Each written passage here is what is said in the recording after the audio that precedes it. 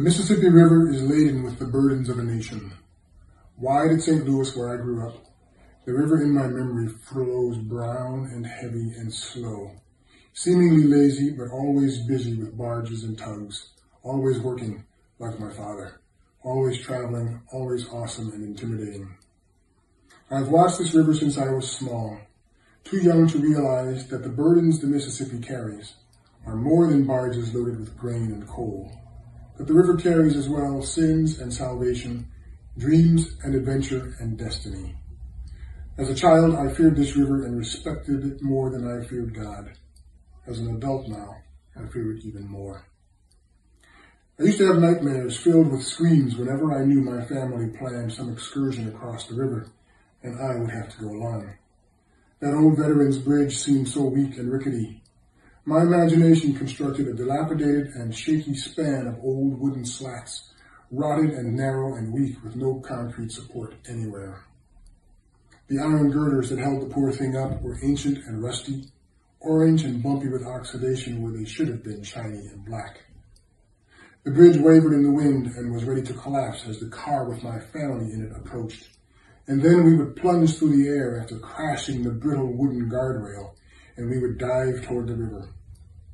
Everyone screamed but me. I held my ears every time and waited for the splash. It never came. I always awoke, always lived to dream the dream again and again, not only when asleep, but even as we crossed the river. The river was full of giant catfish and alligators, ice floes, and trees that an often enraged and monster-like river had ripped from the shore along its path. The Mississippi, mighty, muddy, dangerous, rebellious, and yet a strong fathering kind of river. The river captured my imagination when I was young and has never let go.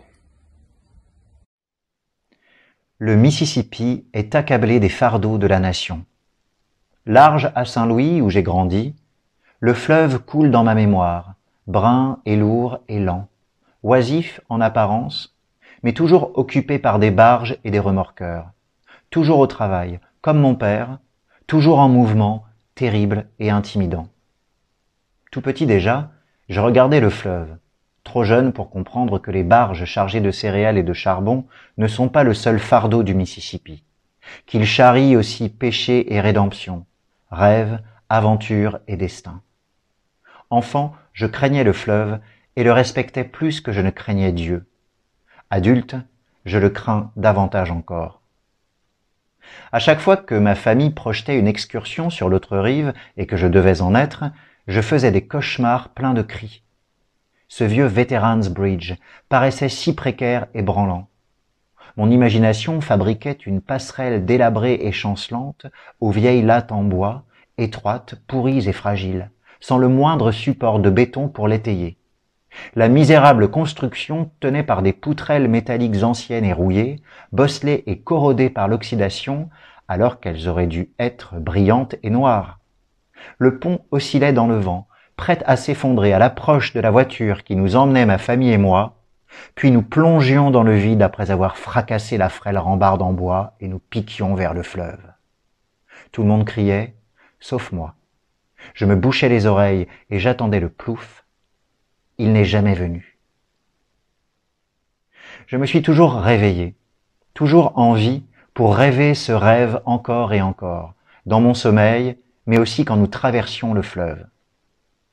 Son lit était plein de poissons-chats géants et d'alligators, de plaques de glace et d'arbres que, souvent enragés et monstrueux, il avait arrachés aux rives dans sa course. Le Mississippi, puissant, boueux, dangereux, rebelle, et pourtant fort et paternel. Le fleuve s'est emparé de mon imagination dans ma jeunesse, et ne l'a jamais lâché.